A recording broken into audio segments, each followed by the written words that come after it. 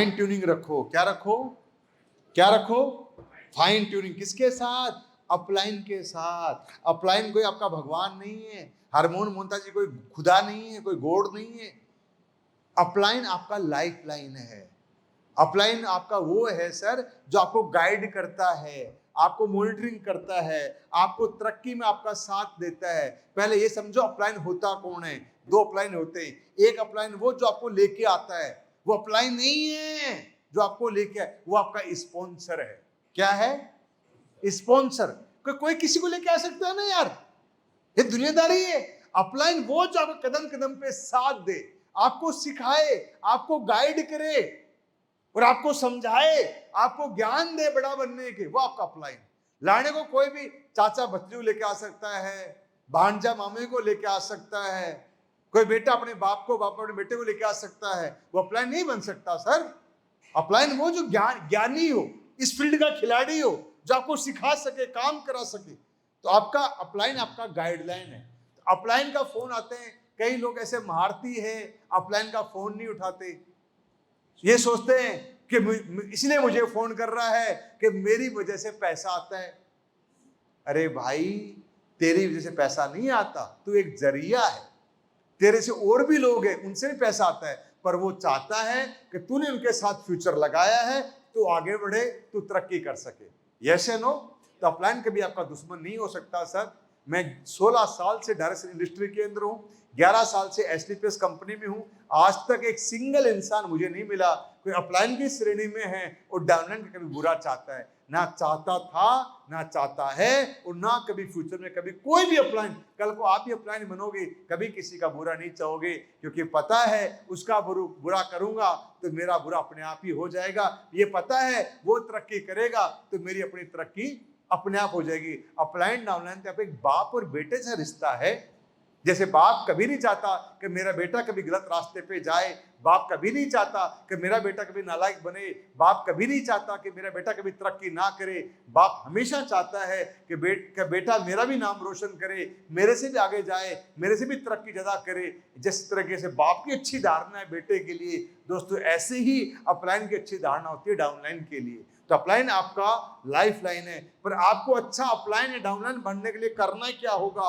आपको रोज एक कॉल करना होगा सुबह और एक कॉल करना होगा शाम को। दोस्तों कॉल क्यों जरूरी है?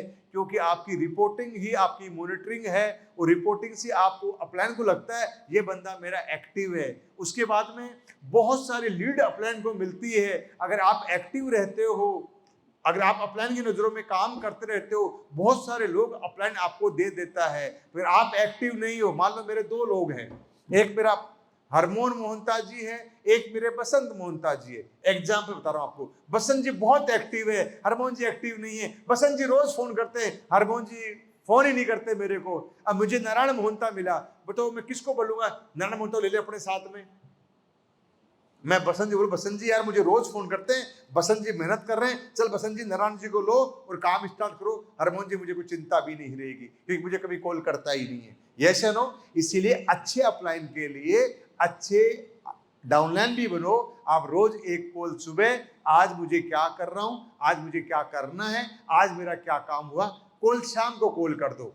दूसरा, अपलाइन का बहुत बड़ा फायदा ये होता है, समझ लो मैं हरमोहन जी का डाउनलाइन हूं, फॉर एग्जांपल हरमोहन जी मेरे अभी भद्रक में हैं, मैं हूं केवंझर के अंदर। अब मुझे कोई बंदा मिला केवंझर में, अपलाइन को मैं फोन करता ही नहीं हूं, तो मुझे क्या करना होगा? केवंझर से मुझे भद्रक, भद्रक बंदा मिला, मुझे भद्रक जाना पड़ेगा। पर अगर अपलाइन को मैंने फोन कर दिया, गुरुजी मुझे एक बंदा मिला है और भद्रक में है, आज मैं भद्रक जा रहा हूं, तो अगर मेरे अपलाइन को मैंने कॉल किया, अपलाइन पता है क्या बोलेगा? अरे अरे क्या करोगे भद्रक आके, मैं बैठा हूं ना, आप बंदे बोलो मेरे से आके मिले, मेरे ये होटल है, ये मेरा रूम नंबर है, तुझे जरूरत नहीं, मैं बैठा हूं। हाँ या ना? इसका मतलब मेरा जाना कैंसिल हो गया और मैं काम केवंझर में करता रहूंगा और मेरा काम मेरा अपलाइन भद्रक में कर भी देगा, मेरा समय बचेगा, मेरा टाइम बचेगा और मेरा पैसा भी बचेगा और मेरा काम भी हो जाएगा। ये पावर है। पर हम फोन करते ही नहीं है। अपलाइन को क्या पता कि तुम कहां आ रहे हो, कहां जा रहे हो, कौन तुम्हारा बंदा कहां पे। भाई साहब एक गुरु ज्ञान लेके जाना डायरेक्ट सेलिंग का।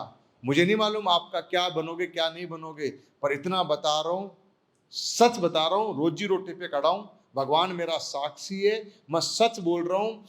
जिस भी इंसान के ऊपर अगर अपलाइन का हाथ होता है ना, उस इंसान को बड़ा बनने से धरती की कोई ताकत रोक नहीं सकती।